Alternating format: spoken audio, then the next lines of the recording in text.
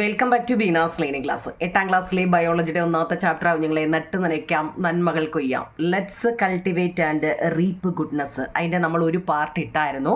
അപ്പം അതിൻ്റെ നോട്ടാവും ഞങ്ങളെ അന്ന് നമ്മൾ വായിച്ച് കുറേയൊക്കെ എഴുതിയുള്ളൂ. അതായത് നമുക്ക് എന്തൊക്കെ കൃഷി രീതികൾ നടത്താം. നമ്മുടെ പാഠത്തിൻ്റെ പേര് നട്ട് നനയ്ക്കാം നന്മകൾ കൊയ്യാം. അതിൻ്റെ ഇംഗ്ലീഷ് എന്താ? Let's cultivate and reap goodness കേട്ടോ. അപ്പോൾ നമുക്ക് നോക്കി ഇവിടെ പച്ചക്കറികൾ ചുരുങ്ങിയ ചിലവിൽ ഉൽപ്പാദിപ്പിച്ച് സംസ്ഥാന സർക്കാരിൻ്റെ മികച്ച വിദ്യാർത്ഥി കർഷകനുള്ള അവാർഡ് ലഭിച്ചതിനെക്കുറിച്ചും പിന്നെ ഞാൻ 8ാം ക്ലാസ്സിലെ ഒരു വിദ്യാർത്ഥിനിയാണ്. അച്ഛനും അമ്മയും ഒരു സഹോദരിയും ഉൾപ്പെട്ടാണ് ഞങ്ങളുടെ കുടുംബം. അങ്ങനെ കുറേ കാര്യങ്ങൾ അടങ്ങി അതിനകത്തിൽ എന്തൊക്കെയാണ് അതൊക്കെ നമ്മൾ പറഞ്ഞതാണ്, ഞാൻ പറഞ്ഞതേ ഉള്ളൂ. പിന്നെ അതിൻ്റെ തൊട്ടിപ്പുറത്ത് പത്രവാർത്തയായിട്ട് കുറേ കാര്യങ്ങൾ കൊടുത്തിട്ടുണ്ട്. അതെല്ലാം നമ്മൾ ഒന്നാമത്തെ പാർട്ടി പറഞ്ഞതാണ്. അതിനകത്തിൽ കുറേ സൂചകങ്ങൾ ഇൻഡിക്കേറ്റർ കൊടുത്തിട്ടുണ്ട്. കണ്ടോ നിങ്ങളെ 104ാമത്തെ പേജിലാണ് ഇൻഡിക്കേറ്റർ അല്ലെങ്കിൽ സൂചകങ്ങൾ എന്ന് പറയുന്നത് കേട്ടോ. അപ്പോൾ നമ്മൾ ഒന്നാമത്തെ പാർട്ടിൽ എന്തൊക്കെ കൃഷിരീതികളാണ് എന്ന് പറഞ്ഞായിരുന്നു അല്ലേ. ചാക്കിലെ കൃഷിരീതി, ഫാമിംഗ് ഇൻ സാക്ക്, അക്വാപോണിക്സ്, അതുപോലെ പെറ്റ് ബോട്ടിലെ കൃഷി, വെർട്ടിക്കൽ ഫാമിങ്, ചെടിച്ചട്ടിയിലെ കൃഷി, ടെറസിലെ കൃഷി, ഇതൊക്കെ നമ്മൾ ഒന്നാമത്തെ പാർട്ടി പറഞ്ഞതാ. ഈ 6 പഠിച്ചോ? പേര് ഓർത്ത് വെച്ചേക്കണേ നിങ്ങളെ. നമ്മൾ ഏതൊക്കെ തരത്തിൽ കൃഷി ചെയ്യുന്നുണ്ടെന്ന് കേട്ടോ പഠിച്ചു വെച്ചേക്കണേ. അതിനകത്തിൽ വെർട്ടിക്കൽ ഫാമിംഗ് എന്നാൽ എന്തെന്ന് ഉണ്ട്. ആ ടെസ്റ്റിൽ തന്നെ അതിനെക്കുറിച്ച് എക്സ്പ്ലെയിൻ ചെയ്തിട്ടുണ്ട്. വെർട്ടിക്കൽ ഫാമിംഗ് എന്ന് പറയുന്നത് പേജ് നമ്പർ 107 ഇംഗ്ലീഷ് മീഡിയക്കാരായാലും മലയാളം മീഡിയക്കാരായാലും കണ്ടോ നിങ്ങളെ ഒരു നീല ബോക്സിനകത്തിൽ കൊടുത്തിട്ടുണ്ട് എന്താണ് വെർട്ടിക്കൽ ഫാമിംഗ് എന്ന്. സ്ഥലപരിമിതി മറികടക്കാനുള്ള ഒരു നൂതന മാർഗ്ഗമാണ്. ഉള്ള സ്ഥലത്ത് ഉള്ള രീതിയിൽ 5 സെൻറ്റോ 10 സെൻറ്റോ ഒക്കെ ഉള്ളവർക്കും കൃഷി ചെയ്യണ്ടേ, അവർക്ക് വേണ്ടി മാത്രമുള്ള ഒരു രീതിയാണ് കേട്ടോ വെർട്ടിക്കൽ ഫാമിങ്. ലംബമായി അടുക്കിയിരിക്കുന്ന പാളികളിൽ വിളകൾ വളർന്നുള്ള ഒരു നൂതന കാർഷിക രീതിയാണ് vertical farming. This is an innovative farming method where crops are grown in vertically stacked layers കേട്ടോ. ഹൈഡ്രോപോണിക്സ്, എയ്റോപോണിക്സ് സാധ്യത കൂടി ഇതിൽ പ്രയോജനപ്പെടുത്താം എന്നതാണ് വെർട്ടിക്കൽ ഫാമിങ്ങിൻ്റെ സവിശേഷത. ചിലപ്പോൾ നമ്മുടെ പരീക്ഷയ്ക്കുള്ള ഓണപരീക്ഷയ്ക്കായിക്കോട്ടെ, ഇനിയിപ്പോൾ മന്ത്ലി ടെസ്റ്റ് ആവും നിങ്ങൾ കേട്ടോ. മാസമാണ് പരീക്ഷ, ഓണപരീക്ഷ ഒന്നും ഇല്ല എന്നാ കേട്ടത്. മന്ത്ലിയാണ് നമുക്ക് പരീക്ഷ. അപ്പം ഓരോ ചാപ്റ്റർ പഠിച്ചു കഴിയുമ്പോഴും അതിൻ്റെ എക്സാമാണ്. അപ്പോൾ നമ്മളോട് ചോദിക്കുക എന്താണ് ഈ വെർട്ടിക്കൽ ഫാമിങ്, എന്താണ് ഈ വെർട്ടിക്കൽ ഫാമിൻ്റെ സവിശേഷത? 3 മാർക്കിന് ചോദിക്കുക. നമുക്ക് ഈസി ആയിട്ട് മേടിച്ചുവിടായോ? നമുക്ക് ലംബമായിട്ട് നമ്മുടെ പാഠത്തിൽ തന്നെ കൊടുത്തിട്ടുണ്ട് കേട്ടോ. ടെസ്റ്റിൽ തന്നെ അതിൻ്റെ പാഠം ഉൾപ്പെടെ കൊടുത്തിട്ടുണ്ട് അല്ലേ. വെർട്ടിക്കൽ ഫാമിംഗ് എന്താണെന്ന് നോക്കിയേ. ലംബമായിട്ട് അടുക്കിയിരിക്കുന്ന പാളികളിൽ വിളകൾ കണ്ടോ നിങ്ങളെ, വിളകൾ വളർത്തുന്ന ഒരു നൂതന കാർഷിക രീതിയാണ് ഈ വെർട്ടിക്കൽ ഫാമിംഗ് അല്ലേ. ഇംഗ്ലീഷും ഉണ്ട് നിങ്ങളെ. This is an innovative farming method where crops are grown in vertical stacked layer. ഇനി ഇത് specially of vertical farming is that the possibilities of hydroponics. ഞാൻ അന്നേരം പറഞ്ഞു ഈ വാക്കുകളൊക്കെ നിങ്ങൾ ആദ്യമായിട്ട് കേൾക്കുകയാണ്. Hydroponics, aeroponics can also be utilised in it കേട്ടോ. ഹൈഡ്രോപോണിക്സും എയ്റോപോണിക്സും സാധ്യത കൂടി ഇതിൽ പ്രയോജനപ്പെടുത്താമെന്നതാണ് വെർട്ടിക്കൽ ഫാമിൻ്റെ സവിശേഷത. എന്താ ഈ ഹൈഡ്രോപോണിക്സും എയ്റോപോണിക്സും ഒക്കെ അല്ലേ, നമുക്ക് അതിനെക്കുറിച്ചൊക്കെ പഠിക്കണ്ടേ. അടുത്ത അതുപോലെ തന്നെ നിങ്ങളെ പരിമിതമായ സ്ഥല സൗകര്യമുള്ള നഗരപ്രദേശങ്ങളിൽ ഇത് പ്രാവർത്തികമാക്കാം. വെർട്ടിക്കൽ ഫാമിംഗ് എന്ന് വെച്ചാൽ ഉള്ള സ്ഥലത്ത് കേട്ടോ. നമ്മളിപ്പോൾ എല്ലാവർക്കും അങ്ങ് ഏക്കർ കണക്കിന് വസ്തു ഉണ്ടോ? ഇല്ല. 5 സെൻറ്റും അല്ലേ 3 സെൻറ്റിനകത്തിൽ തന്നെ നമ്മൾ വീട് വെച്ച് താമസിക്കുന്നുണ്ട്. ആ വീടിൻ്റെ പുറത്തുണ്ടല്ലോ ടെറസിൻ്റെ മണ്ടയ്ക്ക് ഒക്കെ വെച്ച് ചെയ്യാം. ടെറസ് ഇല്ലെങ്കിൽ നമ്മൾ ഓടിട്ട വീടുകളോ അല്ലെങ്കിൽ പോലെ ഇല്ലല്ലേ. ഓടിട്ട വീടുകളാണെങ്കിൽ തന്നെ നമ്മുടെ വീടിൻ്റെ സൈഡുകളിലൊക്കെ പയറ്, വെണ്ട, ചീര ഇതൊക്കെ നട്ടത് കാണാൻ പറ്റുന്നുണ്ട് അല്ലേ. അതായത് പരിമിതമായ സ്ഥല സൗകര്യമുള്ള നഗരപ്രദേശങ്ങളിൽ പോലും നമുക്ക് ഈ വെർട്ടിക്കൽ ഫാമിംഗ് ഒക്കുമെന്ന്. This can be implemented even in urban area with limited space അല്ലേ. ഇനി നമ്മൾ പറയുന്ന അപ്പോൾ അതിനകത്ത് കുറേ പടങ്ങളൊക്കെ കൊടുത്തിട്ടുണ്ട് നിങ്ങളെ. അതിനെക്കുറിച്ച് നമ്മൾ പറഞ്ഞതാണ്. ഒന്നാമത്തെ പാർട്ട് കണ്ടവർക്ക് അതെല്ലാം അറിയായിരിക്കും. സസ്യ പോഷകങ്ങൾ, പ്ലാന്റ് ന്യൂട്രീഷൻ, 1 മാർക്കിന് ചോദിക്കാൻ പറ്റുന്ന ഒരു ചോദ്യവും നിങ്ങളെ. ഈ പ്ലാന്റ് ന്യൂട്രീഷൻ അല്ലേ, ന്യൂട്രീഷൻ വേണ്ട, ന്യൂട്രിയൻസ് സസ്യപോഷകങ്ങൾ plant get the essential elements they need from the soil അല്ലേ. എന്നുവെച്ചാൽ സസ്യങ്ങൾക്ക് ആവശ്യമായ മൂലകങ്ങൾ മണ്ണിൽ നിന്നാണ് ലഭിക്കുന്നത്. ഓക്കെ ആണോ നിങ്ങളെ? അത്രയും ഓക്കെ ആണല്ലോ. അപ്പം നമുക്കിനി ഒന്നാമത്തെ ആ ഇൻഡിക്കേറ്ററിൻ്റെ ഒന്നാമത്തെ ചോദ്യം നോക്കാം. അതായത് നമ്മുടെ പേജ് നമ്പർ 104 ഇൻഡിക്കേറ്റർ അല്ലെങ്കിൽ സൂചകങ്ങൾ എന്ന് പറയുന്നത് കണ്ടോ. പത്രവാർത്തകളിൽ നിന്നും നിങ്ങൾ പുതിയതായി മനസ്സിലാക്കിയ കാര്യങ്ങൾ എന്തൊക്കെയാണ്? അതൊക്കെ സ്വന്തമായിട്ട് മനസ്സിലാക്കിയേ. നമ്മൾ ടപ്പിയോക്ക എന്ന് വെച്ചാൽ ചീനിക്കകത്തിൽ നിന്നും നമുക്ക് പേറ്റന്റ് സ്കൂൾ വിദ്യാർത്ഥി തേടി, അതാ ഹെഡിങ് തന്നെ എഴുതി വെച്ചാൽ തന്നെ മതി. വാഴയിലയിലെ വിജയമുണ്ടായി, വിദ്യാർത്ഥിയുടെ ഇലക്കറിക്കട, അത് നമുക്ക് സ്വന്തമായിട്ട് എന്തെങ്കിലുമൊക്കെ എഴുതി വെച്ചാൽ മതി. അതിനകത്തുനിന്നും വലിയ കാര്യമൊന്നുമില്ല കേട്ടോ. രണ്ടാമത് നോക്കൂ നിങ്ങളെ, പുതുവഴികൾ തിരഞ്ഞെടുക്കുവാൻ ഒരു കർഷകരെ പ്രേരിപ്പിച്ച സാഹചര്യങ്ങൾ എന്തൊക്കെയാണ്? പുതിയ പുതിയ വഴികൾ നമ്മൾ കണ്ടെത്തുമ്പോഴേ അതൊരു ഇമ്പോർട്ടൻ്റ് ചോദ്യം കേട്ടോ. പുതുവഴികൾ തിരഞ്ഞെടുക്കുവാൻ കർഷകരെ പ്രേരിപ്പിച്ച സാഹചര്യങ്ങൾ എന്തെല്ലാമാണ്? What are the circumstances that have prompted അറിയണേ നിങ്ങളെ prompted farmers to choose new ways in agriculture. നോക്കണേ, അതിനകത്തിലെ കുഞ്ഞു പോയിന്റ് നോക്കി ഞാൻ നിങ്ങൾക്കൊരു 4 പോയിന്റ് എഴുതിയിട്ടുണ്ട്. ചെറിയ പോയിന്റ് നോക്കി കേട്ടോ, കാരണം വലുത് നമ്മൾ പഠിക്കത്തില്ലല്ലോ, ഇല്ലയോ? വലുത് നമുക്ക് ഇഷ്ടമല്ലേ, വലിയ സെൻറ്റൻസ് ഒക്കെ വലിയ പാടാം അല്ലേ? അപ്പോൾ കുഞ്ഞു പോയിന്റ് നോക്കാം. High cost of production.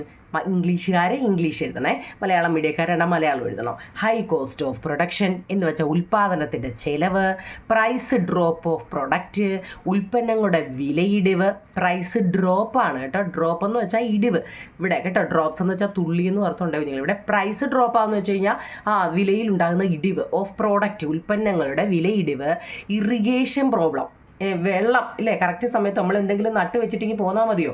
അതിന് കറക്റ്റായ സമയത്ത് വെള്ളം ഒഴിക്കണ്ടേ? അപ്പോൾ ആ പ്രശ്നങ്ങൾ, ജലസേചനത്തിൻ്റെ പ്രശ്നങ്ങൾ. Shortage of agricultural workers.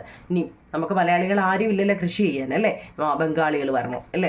ഇവിടെ കാർഷിക തൊഴിലാളികളുടെ കുറവ്. ഇപ്പം ഈ ചെറിയ നോക്കൂ നിങ്ങളെ, വായിക്കാൻ എളുപ്പമല്ലേ? ഹൈ കോസ്റ്റ് ഓഫ് പ്രൊഡക്ഷൻ, ചെറിയ വാക്കല്ലേ, high cost of production. Price drop of product. Irrigation, അതൊക്കെ കേട്ടിട്ടുള്ളല്ലേ, irrigation problems. Shortage of agricultural workers. എല്ലാം കുഞ്ഞു കുഞ്ഞു വാക്കുകളല്ലേ. ഇതിനകത്തിൽ ഇറിഗേഷൻ ആണോ വലുത്? അല്ലല്ലോ. അഗ്രികൾച്ചറൽ ആണോ വലുത്? ഒന്നുമില്ല, നമ്മളെപ്പോഴും ഉപയോഗിക്കുന്ന വാക്കുകളാണ് അല്ലേ നിങ്ങളെ. മലയാളം എന്താണ്? ഉൽപാദന ചെലവ് കൂടുതലാണ്, ഉൽപ്പന്നങ്ങളുടെ വിലയിടിവ്, ജലസേചനത്തിൻ്റെ ഒക്കെ പ്രശ്നങ്ങൾ, കാർഷിക തൊഴിലാളികളുടെ കുറവ്. ഇതൊക്കെയാണ് എന്താ പുതുവഴികൾ തിരഞ്ഞെടുക്കുവാൻ കർഷകരെ പ്രേരിപ്പിച്ച സാഹചര്യങ്ങൾ.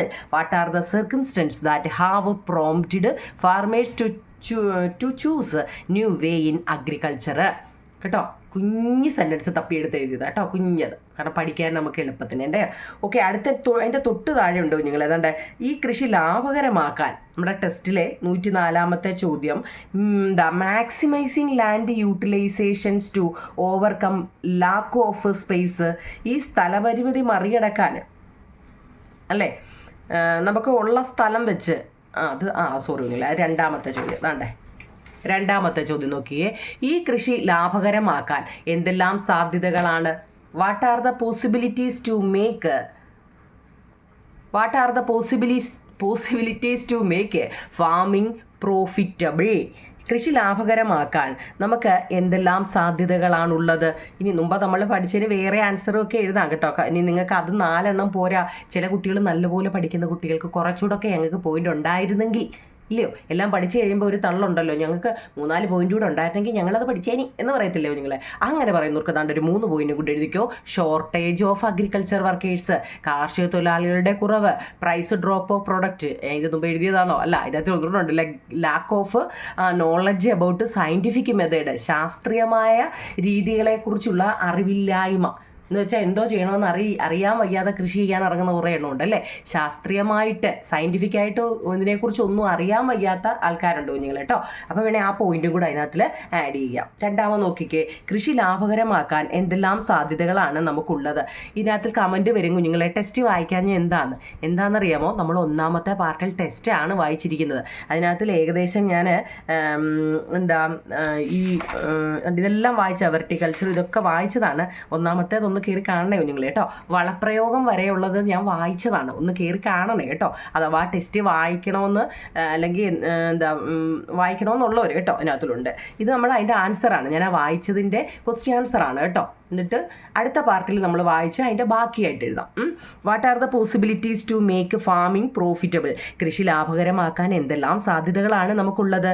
ഓക്കെ, ലഘുയന്ത്രങ്ങളുടെ ഉപയോഗം. കൃഷി ലാഭകരമാക്കാൻ നമുക്ക് സിമ്പിൾ മെഷീനുകളൊക്കെ കൊണ്ടുവന്നാലോ? യൂസ് ഓഫ് സിമ്പിൾ മെഷീൻ, ചെറിയ വാക്കല്ലേ, എളുപ്പമല്ലേ പഠിക്കാൻ? Use of simple machines. കാരണം നിങ്ങൾ 7ാം ക്ലാസ്സിൻ്റെ പുതിയ ടെസ്റ്റായിരുന്നു. നിങ്ങൾ എൻ്റെ സബ്സ്ക്രൈബുകാർക്ക് എനിക്കറിയാം ഈ ചില വാക്കുകളൊന്നും അവർക്ക് അന്നൊന്നും ഇല്ലായിരുന്നു. അപ്പോൾ ഈ 8ാം ക്ലാസ്സിൽ വന്നപ്പോൾ തന്നെ നമ്മൾ സയൻസിനെ 3ആയിട്ട് അങ്ങ് തിരിച്ചു എന്ന് കേൾക്കുമ്പോൾ തന്നെ അയ്യോ അത്രയും ഞങ്ങൾ പഠിക്കണോ, ഫിസിക്സും കെമിസ്ട്രിയും ബയോളജിയും ഒക്കെ പഠിക്കണം എന്നൊക്കെ അല്ലേ വരും. അപ്പം കുഞ്ഞു വാക്കുകളിൽ നമുക്ക് തുടങ്ങാം അല്ലേ. അതൊക്കെ use of a simple machine, ലഘുയന്ത്രങ്ങളുടെ ഉപയോഗം, direct sale of non toxic vegetables. ഈ നോൺ ടോക്സിക് എന്ന് വെച്ചാൽ എന്തോ നിങ്ങളെ വിഷരഹിത പച്ചക്കറികൾ, വിഷമില്ലാത്ത പച്ചക്കറികൾ നേരിട്ട് വിൽക്കുന്നതിന്. ഡയറക്റ്റ് എന്ന് വെച്ചാൽ നേരിട്ട് അല്ലേ, സെയിൽ എന്ന് വെച്ചാൽ വിൽക്കുക, നേരിട്ട് വിൽക്കുന്നത് എന്താ നോൺ ടോക്സിക് വെജിറ്റബിൾസ്. നമ്മൾ തന്നെ കൃഷി ചെയ്ത് ഇപ്പോൾ അപ്പുറത്തെ വീട്ടിൽ കുറേ ചീര നട്ടത് നമ്മൾ കണ്ടു. അവരെന്നും രാവിലെയും വൈകിട്ടും ഒക്കെ അതിന് വെള്ളം ഒഴിക്കുന്നതും അവരെന്താ അതിനകത്തിലെ കീടങ്ങളെയൊക്കെ അല്ല പൂച്ചയൊക്കെ പറിച്ച് കളയുന്നത് അതെപ്പോഴും മെയിൻറ്റെയിൻ ചെയ്യുന്നത് കണ്ടുകൊണ്ടാണ് നമ്മൾ ഇപ്പുറത്ത് താമസിക്കുന്നത്. അപ്പോൾ അവർ ആ ചീര പിഴുതിട്ട് ചോദിച്ചു നമ്മളോട് വേണമെന്ന് ചോദിച്ചു കഴിഞ്ഞാൽ നമ്മളെന്താ പറയുന്നത്, അവരത് നല്ല രീതിയിൽ നോക്കിയത്, അവരതിന് മറ്റ് വളങ്ങളൊന്നും ഉപയോഗിച്ചല്ല നല്ല രീതിയിൽ ങ്കിൽ നമ്മൾ പറയും നമുക്കും വേണമെന്നല്ലേ. വിഷരഹിത പച്ചക്കറികൾ നേരിട്ട് വിൽക്കുന്നതിന് അല്ലേ, കൃഷി ലാഭകരമാക്കാൻ എന്തെല്ലാം സാധ്യതകളാണ് നമുക്കുള്ളതെന്നാണ് കേട്ടോ. ഇനി നിങ്ങൾക്ക് ഇഷ്ടമുള്ള പോയിന്റുകളൊക്കെ എഴുതാം, ഇത് തന്നെ വേണമെന്നൊന്നുമില്ല. നിങ്ങളുടെ ടീച്ചറൊക്കെ എന്തൊക്കെയാണോ പഠിപ്പിക്കുന്നത് അതിനകത്തിലും ഇതിനകത്തിലും ഒക്കെ നിങ്ങൾക്ക് എന്താണോ മനസ്സിലായത് അതാണ് നമ്മുടെ ആൻസർ ഷീറ്റിൽ എഴുതേണ്ടത് കേട്ടോ. Talking advantage of online marketing opportunities. എന്താണ് നിങ്ങളെ ടേക്കിംഗ് അഡ്വാൻറ്റേജ് എന്ന് വെച്ചാൽ എന്താ നിങ്ങളെ സാധ്യതകൾ അല്ലേ, ഓൺലൈൻ മാർക്കറ്റിങ്ങിലൂടെ, ഓൺലൈൻ വിപണനം, മാർക്കറ്റ് എന്ന് വെച്ചാൽ എന്താ വിപണനം അല്ലേ, കമ്പോളങ്ങൾ അല്ലെ ചന്തയിൽ നിന്നുമൊക്കെ ഉള്ള opportunities. Taking advantage of online marketing opportunities, online വിപണന സാധ്യതകൾ പ്രയോജനപ്പെടുത്തുന്നു. 3 വരി എഴുതിയിട്ടുള്ളൂ, അത് പഠിക്കണം കേട്ടോ. അപ്പോൾ നമ്മൾ 2 ക്വസ്റ്റ്യൻ ആൻസർ പഠിച്ചു. നമ്മൾ ഒന്നാമത്തെ പാഠത്തിനകത്ത് ഇതെല്ലാം വായിച്ച് പറഞ്ഞതാണ്. ഓക്കെ ആണോ? 2 ഓക്കെ ആണോ നിങ്ങളെ? ഇനി നോക്കിക്കേ, ഇനി ടെസ്റ്റിനകത്തില്ലേ നോക്കി, നൂതന കാർഷിക സംരംഭങ്ങൾ ഗ്രാമീണ സമ്പദ് വ്യവസ്ഥയെ ശാക്തീകരിക്കുകയും സ്വാശ്രയത്വം വളർത്തുകയും പുതിയ തലമുറയെ കൃഷിയിലേക്ക് ആകർഷിക്കുകയും ചെയ്യും അല്ലേ. പുതിയൊരു സംരംഭം തുടങ്ങുന്നതിന് എന്തൊക്കെ സഹായങ്ങൾ ലഭിക്കാൻ സാധ്യതയുണ്ട് എന്നൊരു ചോദ്യം നമുക്കുണ്ട്. കണ്ടോ, ഒരു ബോക്സിനകത്ത് കൊടുത്തിട്ടുണ്ട്. അത് ഇംഗ്ലീഷ് മീഡിയക്കാരാണെങ്കിലും മലയാളം മീഡിയക്കാരായാലും നോക്കണേ കുഞ്ഞുങ്ങളെ. പല ഇതുണ്ട്. അത് ഏതൊക്കെയാണെന്ന് ചോദിച്ചാൽ ഓൺലൈൻ സംവിധാനങ്ങളുണ്ട്. ഇപ്പം നമുക്ക് എന്ത് സംശയം ഉണ്ടെങ്കിലും നമ്മൾ ഓൺലൈൻ കയറി അല്ലേ, ഗൂഗിളിൽ കയറി തപ്പുക ഇപ്പം നമ്മുടെ ജോലി അല്ലെ, എന്ത് സംശയം ഉണ്ടെങ്കിലും അതിനകത്തില്ല ഓൺലൈൻ സംവിധാനങ്ങൾ. നമ്മളിപ്പോൾ ഒരു അടുക്കളയിൽ എന്തെങ്കിലും ചെയ്യാനാണെങ്കിലും എന്തിനെക്കുറിച്ച് നമ്മൾ അല്ലേ ഓൺലൈൻ സംവിധാനങ്ങളാണ് കൂടുതലും. പിന്നെ കൃഷിയെ സംബന്ധിച്ചാകുമ്പോൾ നിങ്ങളെ ഇപ്പം സഹകരണ സംഘങ്ങളുണ്ട്. പിന്നെ വീട്ടിലെ കുടുംബാംഗങ്ങൾ മുതിർന്ന ആൾക്കാർ വല്ലതും ഉണ്ടെങ്കിൽ അവരുമായിട്ട് നമ്മൾ ചർച്ച ചെയ്യും അല്ലേ. പിന്നെ തദ്ദേശ സ്വയംഭരണ സ്ഥാപനങ്ങൾ അല്ലേ, തദ്ദേശ സ്വയംഭരണ സ്ഥാപനങ്ങൾ അല്ലേ, ലോക്കൽ സെൽഫ് ഗവൺമെൻറ്. പിന്നെ അതുപോലെ കൃഷിഭവനുകൾ അല്ലേ, അഗ്രികൾച്ചർ ഓഫീസുകൾ. ഇതെല്ലാം നമുക്ക് കൃഷി ചെയ്യുന്നതിന് നമ്മളെ സഹായിക്കുന്ന ഒരു ഇതാണ്. അതിൻ്റെ മേളിൽ കൊടുത്തിട്ടുണ്ട്. പുതിയൊരു സംരംഭം തുടങ്ങുന്നവർക്ക് എന്തൊക്കെ സഹായങ്ങൾ ലഭിക്കാൻ സാധ്യതയുണ്ട്, പുതിയൊരു സംരംഭം തുടങ്ങുന്നവർക്ക് എന്തൊക്കെ സഹായങ്ങൾ ലഭിക്കാൻ സാധ്യതയുണ്ട്. ആ ബോക്സ് എങ്ങനെ ഫില്ല് ചെയ്യുമെന്നാണ് നിങ്ങളെ. അതെ, മലയാളം മീഡിയക്കാർക്ക് മലയാളവും ഉണ്ട്, ഇംഗ്ലീഷ് മീഡിയക്കാർക്ക് ഇംഗ്ലീഷുമുണ്ട്. ഓൺലൈൻ സംവിധാനം ആകുമ്പം ഇപ്പം രോഗ കീടബാധ വിവരശേഖരണം പരിഹാരം നമുക്ക് ഓൾറെഡി തന്നിട്ടുണ്ട് കേട്ടോ. രോഗ കീടബാധ വിവരശേഖരണം അതിനെക്കുറിച്ചുള്ള പരിഹാരം എന്ന് വെച്ചാൽ കീടങ്ങൾ വരാതിരിക്കാനും ഒക്കെയുള്ള പരിഹരിച്ച് അവർ ഓൺലൈനിലൂടെ നമുക്കറിയാൻ പറ്റും. പിന്നോ കർഷകർ തമ്മിൽ ചർച്ച ചെയ്യപ്പെടാം. ഓൺലൈനിലൂടെ ആണെങ്കിൽ നമ്മളിപ്പോൾ ആരുടെയെങ്കിലും ഒരാളുടെ നമ്പർ ഓൺലൈനിൽ കൂടെ കിട്ടിയാൽ നമുക്ക് അവരുമായിട്ട് സംസാരിച്ച് ഇന്നത് നട്ട് കഴിഞ്ഞാൽ ഇന്നത് വരും എന്നതൊക്കെ സംസാരിച്ച് നമുക്ക് തീരുമാനിച്ചെടുക്കാം അല്ലേ. അതുപോലെ തന്നെ കാലാവസ്ഥയുടെ മാറ്റവും നമുക്ക് ഓൺലൈൻ വഴി അറിയാൻ പറ്റും അല്ലേ. നമ്മളിപ്പോൾ അടുത്ത മാസം ഫുള്ള് മഴയാ അല്ലെങ്കിൽ അങ്ങനെയൊക്കെയാണ് എന്തൊക്കെയാണെന്നൊക്കെ കാലാവസ്ഥയുടെ മാറ്റം അല്ലെ, നാളത്തെ കാലാവസ്ഥ എങ്ങനെയാണ് ഇതൊക്കെ നമുക്കിപ്പോൾ ഇപ്പം നമുക്കെല്ലാം അറിയാൻ പറ്റും ഓൺലൈനിലൂടെ അല്ലേ കുഞ്ഞുങ്ങളെ. ഇപ്പം എന്തെല്ലാം മാറ്റങ്ങളാണ് വന്നിരിക്കുന്നത് അല്ലേ ഓൺലൈൻ സംവിധാനങ്ങൾ കേട്ടോ. ഇത് തന്നെ എഴുതണമെന്നില്ല, നിങ്ങൾക്ക് ഇഷ്ടമുള്ള പോയിന്റുകളൊക്കെ എഴുതാം കേട്ടോ. ഇതൊന്നും ആവണമെന്നില്ല, നമുക്കിഷ്ടമുള്ള പോയിന്റുകൾ എഴുതാം കുഞ്ഞുങ്ങളെ. അടുത്ത സഹകരണ സംഘങ്ങൾ വഴി എന്തോന്നറിയോ, വായ്പാ സൗകര്യം കിട്ടും. കൃഷിക്കൊക്കെ വായ്പയുണ്ട്. ഇത്ര രൂപ എങ്ങാണ്ട് അടച്ചു കഴിഞ്ഞാൽ ഇത്ര നമ്മളതിൻ്റെ വിളവെടുത്തതിന് ശേഷം ഇത്ര ശതമാനം അടയ്ക്കണമെന്നും ഒക്കെ ഉണ്ട്. വായ്പാ സൗകര്യമുണ്ട്, അതുപോലെ തന്നെ സംഭരണമുണ്ട്, വിപണനവും ഉണ്ട് കേട്ടോ. വിപണനം ഇംഗ്ലീഷും തരാം കേട്ടോ. അതിൻ്റെ വിപണനമൊക്കെ അതിൽ തന്നിട്ടുണ്ട്. ഇനി കുടുംബാംഗങ്ങളാണെങ്കിൽ അവർ ചിലപ്പോൾ നമുക്ക് കൃഷി ചെയ്യാൻ നേരം സാമ്പത്തിക സഹായങ്ങൾ തരും അല്ലേ. നീ കൃഷിക്കാണോ, എന്നാൽ ഞാനൊരു കാര്യം ചെയ്യാൻ നിനക്ക് 1 ലക്ഷം രൂപ തരാം, നീ കൃഷി ചെയ്യ്, എന്നിട്ട് അതിൻ്റെ വിൽക്കാൻ നേരം നീ ഇങ്ങി തന്നാൽ മതി കേട്ടോ. വിൽക്കുമ്പോൾ ലാഭം കിട്ടുമ്പോൾ അതിൽ നീ തന്നാൽ മതി.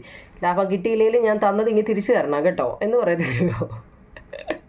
കൊടുത്തു കഴിഞ്ഞാൽ ഇല്ലയോ, കൊടുത്തു കഴിഞ്ഞാൽ പിന്നെ അത് തിരിച്ച് കിട്ടാൻ പാടാ ഇല്ലയോ. അതുകൊണ്ട് അങ്ങ് പറയാം, നമ്മളെല്ലാവരും ഇല്ലയോ നിങ്ങളെ പൊതുവേ എങ്ങനെയാ, നമ്മൾ പൈസ ആർക്കെങ്കിലും കൊടുത്തോ അത് പിന്നെ ശത്രുതയിലോട്ടേ നീങ്ങത്തുള്ളൂ ഇല്ലയോ. അതൊരു സത്യമായ കാര്യമായിട്ടോ, ഒരുപാട് അനുഭവമുണ്ട്. കുടുംബാംഗങ്ങൾ എന്ന് വെച്ചാൽ സാമ്പത്തിക സഹായങ്ങൾ, പിന്നെ പ്രോത്സാഹിപ്പിക്കുക. നമ്മൾ കുടുംബാംഗങ്ങളാണെങ്കിൽ തന്നെ ഇപ്പം ഇളയാൾ 2 കുട്ടികളുണ്ടെങ്കിൽ മൂത്ത ആൾ കൃഷിയിലും ഇളയാൾ എന്തെങ്കിലും നല്ല ജോലി ഉണ്ടെങ്കിൽ ഈ ജോലിക്കാരൻ നീ എപ്പോഴും വയലിൽ കിടന്നോ, അല്ലെങ്കിൽ നീ എപ്പോഴും അയ്യത്ത് കൃഷിയും ചെയ്തുകൊണ്ട് കിടന്നോ, അതുകൊണ്ട് അവന് എന്താ നല്ല ജോലിയൊക്കെ എപ്പോഴും എന്താ കുത്തുവാക്കുകൾ പറയുന്ന ചിലരുണ്ട് അല്ലേ. ഇത് പ്രോത്സാഹിപ്പിക്കുന്നത് എന്താണ്, കൃഷിയെ കൂടുതൽ കൃഷി ചെയ്യാനും ഒരു ത്വര ഉണ്ടാവും അല്ലേ. കുടുംബാംഗങ്ങൾ സാമ്പത്തിക സഹായങ്ങൾ തരുന്നു, പ്രോത്സാഹിപ്പിക്കുക, അതുപോലെ ജോലിയിൽ കൂടെ വന്ന് സഹായിക്കുക. ഇത് തന്നെ വേണമെന്നില്ല കുഞ്ഞുങ്ങളെ, നിങ്ങൾക്ക് ഇഷ്ടമുള്ള എഴുതാം. അതുപോലെ തന്നെ തദ്ദേശ സ്വയംഭരണ സ്ഥാപനങ്ങൾ, അവിടെ നിന്ന് നമുക്ക് തൈകൾ, വിത്തുകൾ എന്നിവയൊക്കെ നൽകുന്നുണ്ട്. അതുപോലെ തന്നെ അംഗീകാരം അല്ലേ, ഏറ്റവും നല്ല കർഷക അവാർഡും അങ്ങനെയൊക്കെ ഇപ്പോൾ ഉണ്ടല്ലോ, അംഗീകാരം കിട്ടുന്നുണ്ട്, വളം നൽകുന്നുണ്ട്. പിന്നെ കൃഷിഭവനിലൂടെ നമുക്ക് കുറേ നിർദ്ദേശങ്ങൾ തരുന്നുണ്ട്, പരിശീലന പരിപാടികളുണ്ട് കേട്ടോ. ഇങ്ങനെയൊക്കെ നമുക്ക് ഇഷ്ടമുള്ള എന്ത് വേണമെങ്കിലും എഴുതാം. എന്ത് വേണമെങ്കിലും എന്ന് വെച്ചാൽ അതുമായിട്ട് ബന്ധപ്പെട്ടത് കേട്ടോ. അപ്പോൾ അതിൻ്റെ ഇംഗ്ലീഷ് നോക്കിയേ. ഓൺലൈൻ സിസ്റ്റത്തിൽ collection of information about diseases, pest, infection and effective solution. അത് നിങ്ങളുടെ ടെസ്റ്റിലുണ്ട് അല്ലേ.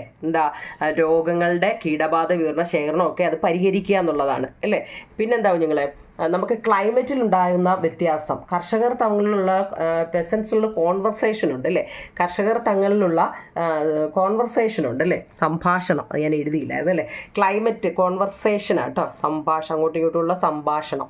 പിന്നെ ക്ലൈമറ്റ് ചേഞ്ച് ഉണ്ട്. ഇനി കോപ്പറേറ്റീവ് സൊസൈറ്റിയിലോ, കോപ്പറേറ്റീവ് സൊസൈറ്റി എന്ന് വെച്ചാൽ സഹകരണ സംഘങ്ങൾ, അവർക്ക് ലോൺ ഫെസിലിറ്റി ഉണ്ട് അല്ലേ, നമുക്ക് വായ്പാ സൗകര്യമുണ്ട്, സ്റ്റോറേജ് സംഭരണമുണ്ട്, മാർക്കറ്റിംഗ് ഉണ്ട് അല്ലേ. ഫാമിലി മെമ്പർ ആണെങ്കിലോ നമുക്ക് ഫിനാൻഷ്യൽ എയ്ഡ് അല്ലേ, സാമ്പത്തികപരമായി നമ്മളെ സഹായിക്കുന്നുണ്ട്, എൻകറേജ്മെൻ്റ് ഉണ്ട് അല്ലേ, നമ്മളെ പ്രോത്സാഹിപ്പിക്കുന്നുണ്ട്, ഹെൽപ്പ് ചെയ്യുന്നുണ്ട്. പിന്നെ ലോക്കൽ സെൽഫ് ഗവൺമെൻറ് ആണെങ്കിലോ, ലോക്കൽ സെൽഫ് ഗവൺമെൻറ് എന്ന് വെച്ചാൽ തദ്ദേശ സ്വയംഭരണ സ്ഥാപനങ്ങളാണെങ്കിൽ പ്രൊവൈഡ് സീഡ് ആൻഡ് സീഡ്ലിംഗ്, വിത്തുകളൊക്കെ അല്ലേ, തൈകളും വിത്തുകളും ഒക്കെ നമുക്ക് തരുന്നുണ്ട്, അപ്രൂവൽ അംഗീകാരം നൽകുന്നുണ്ട്, ഫെർട്ടിലൈസർ സപ്ലൈ, വളങ്ങളൊക്കെ നമുക്ക് തരുന്നുണ്ട്, ഫെർട്ടിലൈസർ സപ്ലൈ അല്ലേ, ഏതാ ലോക്കൽ സെൽഫ് ഗവൺമെൻറ്. ഇനി അതുപോലെ അഗ്രികൾച്ചർ ഓഫീസിലാണെങ്കിലോ ഗൈഡൻസ്, അവർ നമുക്ക് വഴികാട്ടി ഓരോന്ന് അങ്ങനെ ചെയ്യുക, ഇങ്ങനെ ചെയ്താൽ മതി അല്ലേ, നിർദ്ദേശങ്ങളൊക്കെ തരുന്നുണ്ട്. അതുപോലെ തന്നെ ട്രെയിനിങ് തരുന്നുണ്ട്, എക്സ്പീരിയൻസുകളൊക്കെ ഷെയർ ചെയ്യുന്നുണ്ട് കേട്ടോ. ഇത് തന്നെ വേണമെന്നല്ലോ നിങ്ങൾ ഏതെങ്കിലുമൊക്കെ എഴുതിയാൽ മതി കേട്ടോ. ഏതെങ്കിലും ഒരു 2-3 എണ്ണത്തിൻ്റെയൊക്കെ പേരുകൾ അറിഞ്ഞിരിക്കണം. നമുക്ക് കൃഷി ഏതൊക്കെ തരത്തിലുണ്ടെന്നുള്ളതൊന്ന് അറിഞ്ഞു വെച്ചേക്കണം ഇതൊക്കെ കേട്ടോ. ഓക്കെ, അടുത്ത 4-മത്തെ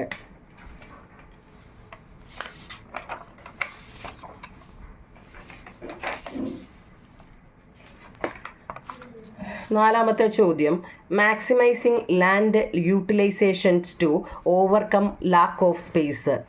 നോക്കൂ ഞങ്ങളെ, സ്ഥലപരിമിതി മറികടക്കാൻ സ്ഥലം പരമാവധി പ്രയോജനപ്പെടുത്തുന്നത് നമ്മൾ ഫസ്റ്റിൽ പഠിച്ചതാണ്. പക്ഷെ അത് ചോദ്യം എങ്ങനെയായിരിക്കും നോക്കിയേ.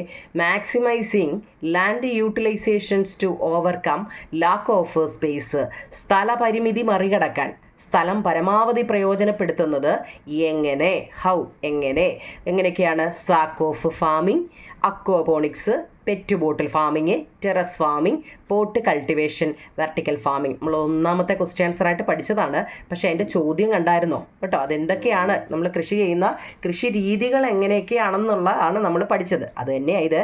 ഏതൊക്കെ കൃഷി രീതികൾ എങ്ങനെയാണെന്ന് ചോദിച്ചാലും ഇത് തന്നെ കുഞ്ഞുങ്ങളെ.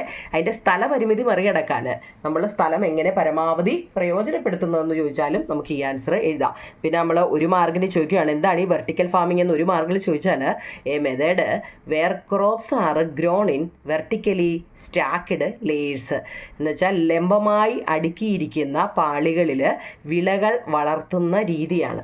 ലംബമായി അടുക്കിയിരിക്കുന്ന പാളികളിൽ വിളകൾ വളർത്തുന്ന രീതിയാണ് വെർട്ടിക്കൽ ഫാമിംഗ്. അത് 1 മാർക്കിന് ചോദിക്കുമ്പോൾ എഴുതണം കേട്ടോ. 5 ക്വസ്റ്റ്യൻ ആൻസർ ഞാൻ തന്നു. ഇനി 6-മത്തെ ചോദ്യം നോക്കൂ കുഞ്ഞുങ്ങളെ. ഇതൊക്കെ നമ്മുടെ ടെസ്റ്റിലെ കേട്ടോ. ടെസ്റ്റിലെ ഉണ്ട് ഈ ചോദ്യങ്ങളൊക്കെയാണ്. ഇത് 1-മത്തെ ഇൻഡിക്കേറ്ററിലെ ആണ് ഞാനിപ്പോൾ പറഞ്ഞത്. ഇനി അടുത്ത നമ്മൾ ഫലപുഷ്ടിക്കായിട്ടുള്ള വളപ്രയോഗം. ഇപ്പുറത്ത് വെർട്ടിക്കൽ കഴിഞ്ഞു. വളപ്രയോഗത്തെക്കുറിച്ചാണ് അടുത്ത നമ്മൾ പഠിക്കുന്നത്. തൊട്ടിപ്പുറത്തെ പേജിൽ fertigations for fertility. Fertigations for fertility, ഫലപുഷ്ടിക്കായി വളപ്രയോഗം. സസ്യപോഷകങ്ങൾ, പ്ലാന്റ് ന്യൂട്രീഷനാണ് ആദ്യം നോക്കിയേ. സസ്യപോഷകങ്ങൾ, ആ പച്ച ബോക്സ് ടെസ്റ്റിൽ കിടപ്പുണ്ട് കേട്ടോ, പച്ച ബോക്സ് കണ്ടേ, കണ്ടോ ചിത്രം 7.4 കാണാൻ പറ്റുന്നുണ്ടോ നിങ്ങളെ? സസ്യപോഷകങ്ങൾ നോക്കിക്കേ. ഇതൊന്ന് പറഞ്ഞിട്ട് ഞാനത് പറയാം.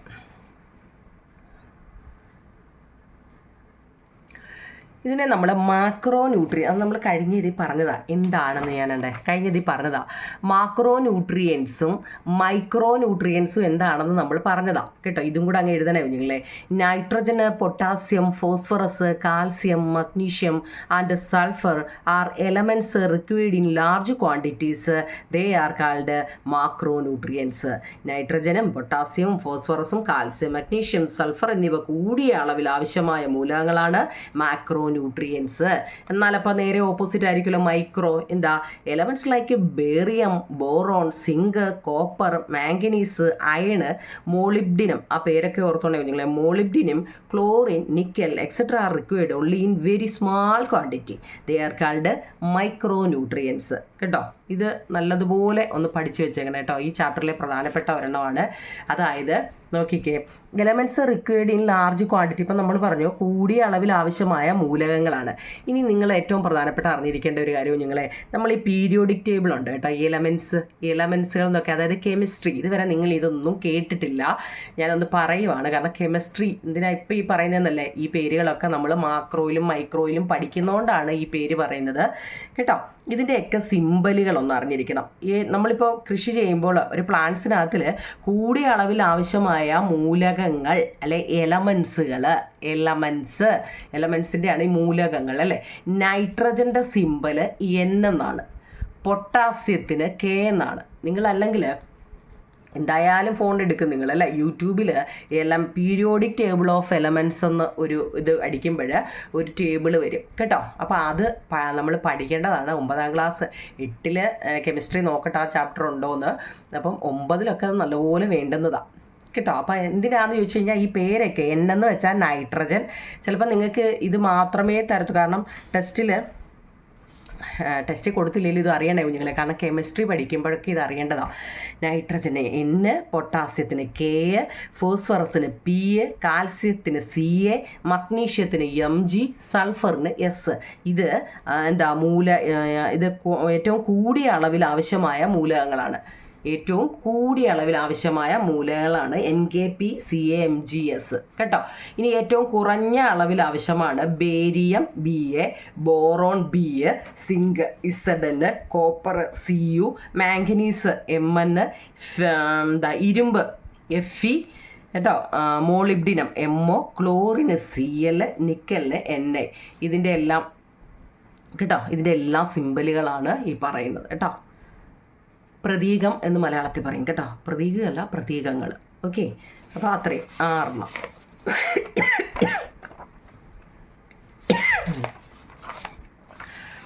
അതൊന്ന് പഠിച്ചു വെച്ചേക്കണം കേട്ടോ. 7ാമത്തെ ചോദ്യം നോക്കൂ നിങ്ങൾ. 7ാമത്തെ അല്ല, നമ്മൾ വളപ്രയോഗത്തെക്കുറിച്ചാണ്. അപ്പോൾ വളപ്രയോഗത്തിലാണ് ഈ മൈക്രോയും മാക്രോയും വന്നിരിക്കുന്നത്. അതെന്താണെന്നും പഠിച്ചു. അതിനകത്തിലെ ആ എലമെൻസുകളെ കുറിച്ചുമാണ് ഇപ്പം ഞാൻ പറഞ്ഞത്. ആ എലമെൻസ് ഒന്ന് പഠിച്ചു വെച്ചേക്കണം കേട്ടോ. കെമിസ്ട്രിക്കകത്തിലൊക്കെ വേണ്ടുന്നതാണ്. കെമിസ്ട്രി എന്തിനാണ് ഇപ്പോൾ പറയുന്നതെന്നല്ലേ, പക്ഷേ പിന്നീടായാലും അത് ആവശ്യം കേട്ടോ. എൻ്റെ ശ്വാസം നിൽക്കാറായെന്ന് തോന്നുന്നു കേട്ടോ. ഒട്ടും ഞാൻ ക്ലാസ് എടുക്കാഞ്ഞത് തൊണ്ട ഒട്ടും വയ്യാഞ്ഞിട്ടായിരുന്നു കേട്ടോ. അടുത്തത് വളപ്രയോഗങ്ങൾ ഏതൊക്കെയാണ്? Fertigation is done to ensure all the elements necessary for crops to grow. ഈ വളപ്രയോഗത്തിലൂടെ വിളകൾക്ക് വളരാൻ ആവശ്യമായ എല്ലാ മൂലകങ്ങളുടെയും ലഭ്യത ഉറപ്പുവരുത്താം. നമ്മൾ വളം എന്തെങ്കിലും അങ്ങോട്ട് നട്ട് വെച്ച് കഴിഞ്ഞാൽ കിളിച്ചിട്ട് നാളെ കിളിച്ചിട്ട് വരണേ ഇല്ലേ. ഏതെങ്കിലും ഒരു സാധനം കൊണ്ട് നമ്മൾ അയ്യത്ത് കൊണ്ട് നട്ട് വെച്ചിട്ട് നാളെ രാവിലെ തന്നെ കിളിച്ച് എഴുന്നേറ്റ് വന്ന് നിൽക്കണം എന്നാണോ? അല്ല, നമ്മൾ അതിന് വേണ്ടുന്ന കാര്യങ്ങളൊക്കെ കൊടുക്കണം അല്ലേ. വെള്ളം കൊടുക്കണം, വളം കൊടുക്കണം അല്ലേ, സൂര്യപ്രകാശം വേണം. അപ്പോൾ ഇവിടെ വളം കൊടുത്തു കഴിഞ്ഞാൽ വളം അങ്ങോട്ട് കൊണ്ട് ഇട്ടാൽ പോരാ. ഈ വളപ്രയോഗത്തിലൂടെ വിളകൾക്ക് വളരാൻ ആവശ്യമായ എല്ലാ മൂലകങ്ങളുടെയും ലഭ്യത നമ്മൾ ഉറപ്പുവരുത്താം കേട്ടോ. എല്ലാ മൂലകങ്ങളും കിട്ടുന്നുണ്ടോ എന്ന് നോക്കണം. ഏതൊക്കെയാണെന്ന് അറിയാമല്ലോ, കൂടുതലും കുറവുള്ളത് ഇപ്പം നമ്മൾ പറഞ്ഞു. This can be applied by mixing it with the soil or by spraying it with water. മണ്ണിൽ കലർത്തിയോ വെള്ളത്തിൽ കലർത്തിയോ സ്പ്രേ ചെയ്തോ വളപ്രയോഗമാകാം. എന്താ നമ്മൾ കൊണ്ട് നടുന്ന വസ്തുവിൽ ഒരിക്കലും അടിക്കരുത് കുഞ്ഞുങ്ങളെ. ഒന്നുകിൽ നമ്മളത് മണ്ണിൽ കലർത്തണമെന്നാണ് പറയുന്നത്, അതല്ലെങ്കിൽ വെള്ളത്തിൽ കലർത്തിയിട്ട് സ്പ്രേ ചെയ്യണമെന്നാണ് പറയുന്നത് കേട്ടോ. ഇങ്ങനെയാണ് വളപ്രയോഗം. Water availability should be ensured when a fertiliser is applied. വളമിടുമ്പോൾ ജലസാന്നിധ്യം ഉറപ്പുവരുത്തണം. നമ്മൾ വളം കൊണ്ടുവന്നിട്ട് വെച്ചിട്ട് വെള്ളം നല്ലതുപോലെ ഒഴിച്ചിട്ട് വേണം വരാൻ. അതിനൊരു ഉദാഹരണം ഞാൻ പറയാം കുഞ്ഞുങ്ങളെ. ഞാൻ ചെടിച്ചട്ടിക്കകത്തിൽ റോസ എനിക്ക് എവിടെയെങ്കിലും പോകുമ്പോൾ റോസ കാണുമ്പം മേടിക്കണമെന്ന് അങ്ങ് ആഗ്രഹം. അങ്ങനെ ഞാൻ പല കളറിലെ റോസ മേടിച്ചുകൊണ്ട് വന്നിട്ട് വെച്ച്. അപ്പം ഒരു മാസം കഴിഞ്ഞപ്പോൾ ആ മേടിച്ചുകൊണ്ട് വന്ന പൂവെല്ലാം അങ്ങ് പോയി. അപ്പം ഞാൻ വിചാരിച്ചിട്ട് വളമൊക്കെ ഇടാമെങ്കിൽ നല്ല റോസാപ്പൂ പിറ്റേന്നിങ്ങി വരുമെന്ന് വിചാരിച്ച് ഇവിടെ വാഴയ്ക്കിടാൻ വേണ്ടി കുറച്ച് വളം മേടിച്ചുകൊണ്ട് വന്നേ. അപ്പം എന്ത് ചെയ്യുന്നറിയോ, ഞാൻ കുറച്ചെടുത്തിട്ട് എല്ലാ റോസയുടെയും കുറേശ്ശെ അങ്ങ് ഇട്ട് വെച്ച്. 2-3 ദിവസം കഴിഞ്ഞപ്പോൾ എന്താണ്, ആ ഇലയെല്ലാം അങ്ങ് വെളുത്ത് ഇലയെല്ലാം വെളുത്ത് പച്ചിലയെല്ലാം അങ്ങ് മാറി 2-3 ദിവസത്തിനുള്ളിൽ എല്ലാം ചട്ടി മാത്രമായിട്ട് അവിടെ ഇരിക്കുന്നതാണ് കണ്ടത്. കാരണം എന്താ, ഓരോന്നിനും ഓരോന്ന് പറഞ്ഞിട്ടുണ്ട്. ആ റോസയ്ക്കൊന്നും ആ വളം പറ്റത്തില്ല, അത് താങ്ങത്തില്ല, അത് മൂടോടെ കരിഞ്ഞു പോയി എന്നാണ് അതിൻ്റെ അർത്ഥം കേട്ടോ. താങ്ങാൻ പറ്റുന്നതേ പറ്റൂ.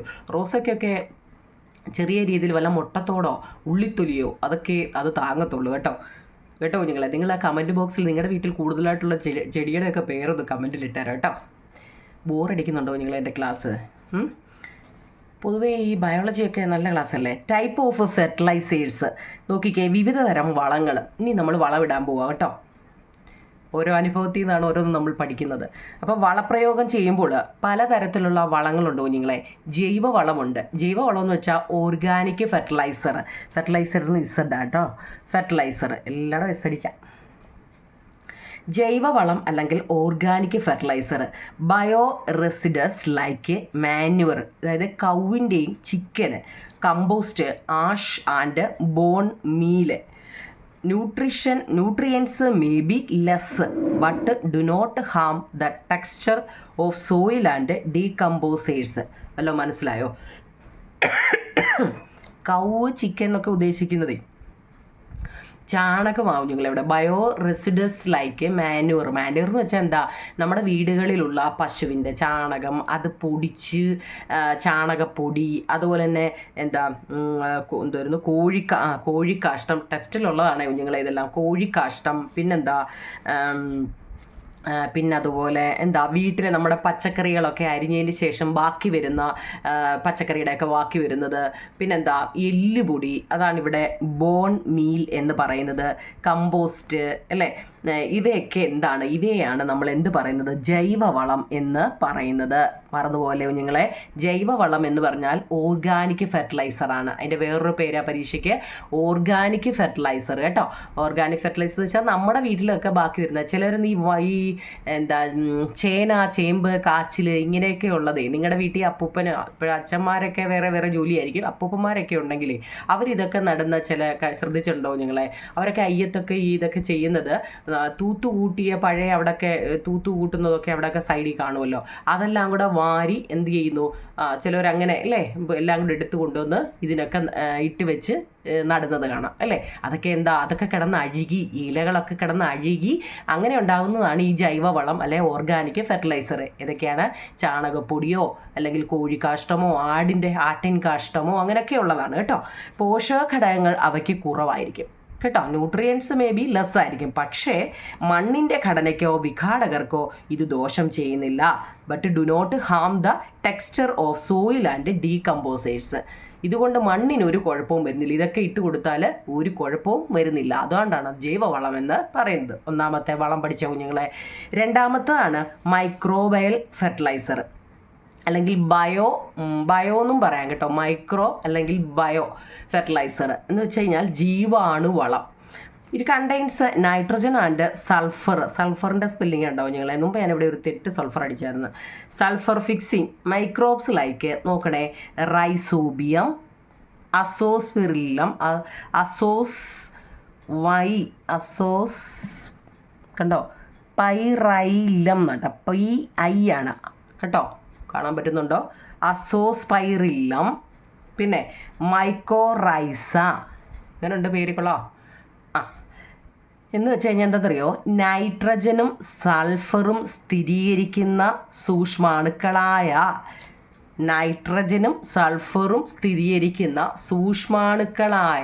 ആരൊക്കെയാണ്? റൈസോബിയം, ഇംഗ്ലീഷ് മലയാളം നോക്കണേ നിങ്ങൾ, റൈസോബിയം, അസോസ്വൈറില്ലം, ഐസോസ്പൈ ആട്ടോ, PI, പൈറില്ലം, പിന്നെ ഐസോസ്പൈറില്ലം, മൈക്കോറൈസ ആട്ടോ, മൈക്കോറൈസ, പിന്നെ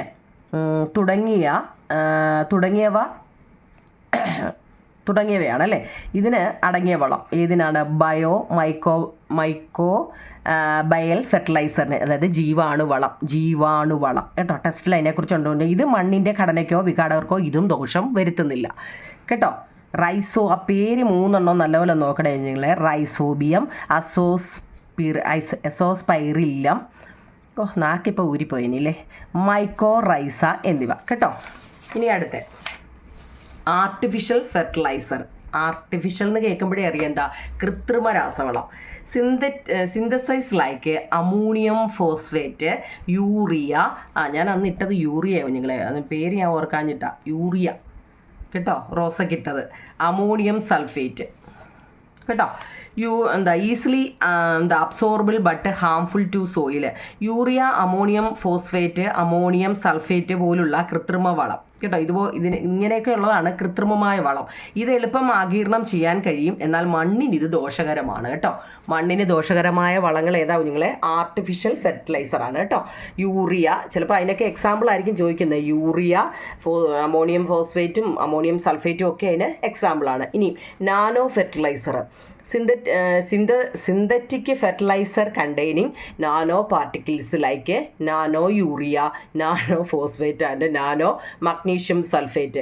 ഇത് ഈസിലി ആണ് അബ്സോർബിൾ ആണ്, required in a low quantity അല്ലേ, hence not much harmful to soil.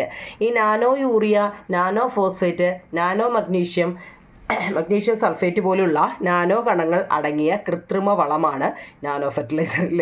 എളുപ്പം ആഗീരണം ചെയ്യാൻ ഇത് കഴിയും, കുറഞ്ഞ അളവിൽ മതിയാകുമെന്നതിനാൽ മണ്ണിന് വലിയ അളവിൽ ഇത് ദോഷകരമാവില്ല. ഇത് ഇച്ചിരി ഇട്ടാൽ മതി എന്നാണ് പറയുന്നത് കേട്ടോ. അതുകൊണ്ട് ഇത് വലുതായിട്ട് ദോഷകരമാകുന്നില്ല എന്നാണ് പറയുന്നത്. ഓക്കെ ആണോ നിങ്ങൾ? അത്രയും. അതുപോലെ തന്നെ ഏറ്റവും ഇമ്പോർട്ടൻ്റ് ആവും നിങ്ങളേണ്ടേ, ബയോ ഫെർട്ടിലൈസറും ആർട്ടിഫിഷ്യൽ ഫെർട്ടിലൈസറും തമ്മിലുള്ള ഒരു ഡിഫറൻസ്, ജൈവവളവും കൃത്രിമ വളവും തമ്മിലുള്ള ഡിഫറൻസ്, ഇതും കൂടി പറഞ്ഞിട്ട് നമുക്ക് നിർത്താം. ഇത് ജൈവവളം എന്ന് വെച്ചാൽ ലെസ് എക്സ്പെൻസീവ് ആണ്, എൻഹാൻസ് വാട്ടർ റീടെൻഷനാണ്, പ്രൊമോട്ട് മൈക്രോബയൽ റീപ്രൊഡക്ഷനാണ്, കം ഫ്രം ലിവിങ് ക്രിയേച്ചേഴ്സാണ് കേട്ടോ. ശ്വാസം ചെലവ് കുറവാണ്, ജലം നിലനിർത്തുന്നു, സൂക്ഷ്മാണുക്കളെ നിലനിർത്തുന്നു, പ്രകൃതിദത്തവുമാണ് ജൈവവളം കേട്ടോ. ഇതല്ലാതെ നിങ്ങൾക്ക് വേറെ സെൻറ്റൻസ് അറിയെങ്കിൽ അതും എഴുതിയാൽ മതി. ഇത് തന്നെ വേണമെന്നില്ല കുഞ്ഞുങ്ങളെ കേട്ടോ. ബയോ ഫെർട്ടിലൈസർ എന്ന് വെച്ച് കഴിഞ്ഞാൽ എന്താ? ജൈവവളം. മുമ്പ് നമ്മൾ കുറേ പറഞ്ഞില്ലേ, അത് തന്നെ. ഇനി കൃത്രിമ വളം എന്ന് വെച്ചാൽ എന്താ കുഞ്ഞുങ്ങളെ? ഇതിന് ഭയങ്കര വിലയല്ലേ, മോർ എക്സ്പെൻസീവ്. മറ്റേ ലെസ്സാണ്, ഇതിൻ്റെ ഓപ്പോസിറ്റായത്. ഇത് ലെസ്സാണെങ്കിൽ ഇത് മോറാണ് അല്ലേ. പിന്നെ ഇത് വാട്ടർ ജലം നിലനിർത്തുന്നു, പക്ഷേ ഇതോ ഏതാ ആർട്ടിഫിഷ്യൽ ആണെങ്കിൽ മണ്ണിലെ ഈർപ്പം അങ്ങ് ഇല്ലാതാക്കും കേട്ടോ. പെട്ടെന്ന് ഇതിനകത്തിലെ വെള്ളം ഈർപ്പം അങ്ങ് ഇല്ലാതാക്കുന്നു. പിന്നെ സൂക്ഷ്മാണുക്കളെ നിലനിർത്തുന്നത് ജൈവവളമാണ്, പക്ഷേ സൂക്ഷ്മാണുക്കളെ നശിപ്പിക്കുന്നത് നമ്മുടെ കൃത്രിമ വളം അല്ലെ, ആർട്ടിഫിഷ്യൽ ആണ്. പിന്നെ പ്രകൃതിദത്തമാണ് ജൈവവളം, മറ്റേതോ സിന്തറ്റിക് ആണ് അല്ലേ, കൃത്രിമമാണ്. അപ്പോൾ ഇത് നിങ്ങൾ വൃത്തിയായിട്ട് എഴുതിയെടുക്കണേ കുഞ്ഞുങ്ങളെ കേട്ടോ, വൃത്തിയായിട്ട് എഴുതണേ. അതായത് ഞാനിപ്പോൾ ഈ പറഞ്ഞതേ, നിങ്ങളുടെ പേജ് നമ്പർ 109 ഒരു ബോക്സ് കൊടുത്തിട്ടുണ്ട് കണ്ടോ, വളങ്ങളെക്കുറിച്ച്. അപ്പോൾ ഈ വളങ്ങൾ അവിടെ നാനോ വളങ്ങൾ, കൃത്രിമ വളങ്ങൾ, ജീവാണു വളങ്ങൾ, അതുപോലെ തന്നെ ജൈവ വളങ്ങൾ, ഈ 4 കുറിച്ചുമാണ് ഞാൻ പറഞ്ഞത്. ഇവിടെ തന്നെ കൊടുത്തിട്ടുണ്ട്. നാനോ യൂറിയ, നാനോ ഫോസ്ഫേറ്റ് കണ്ടോ, ഇതെല്ലാം ഇവിടെ കൊടുത്തിട്ടുമുണ്ട്. കണ്ടോ, അതിൻ്റെ മണ്ടയ്ക്കും അതിൻ്റെ എല്ലാം കൊടുത്തിട്ടുമുണ്ട് കേട്ടോ. ഓക്കെ ആണോ കുഞ്ഞുങ്ങളെ? അത്ര ഓക്കെ ആണോ? അപ്പം നമ്മൾ അവിടെ വരെ നിൽക്കട്ടെ കേട്ടോ. ടൈം ഇത്രയായല്ലോ, ഇവിടെ വരെ നിൽക്കട്ടെ. നമുക്ക് ബാക്കി പാർട്ട് 3 കേട്ടോ. നിങ്ങൾക്ക് ബാക്കി വേണമെന്നുണ്ടെങ്കിൽ കമൻറ്റ് ബോക്സിൽ പറയൂ നിങ്ങളെ, ബാക്കി ഞാൻ ഇടാം. ഇല്ല മനസ്സിലാവുന്നില്ല, ബോറാണെന്നുണ്ടെങ്കിൽ വിട്ടുതരാം കേട്ടോ, വേറെ ഏതെങ്കിലുമൊക്കെ കണ്ടോ. ഓക്കെ നിങ്ങളെ, താങ്ക് യു.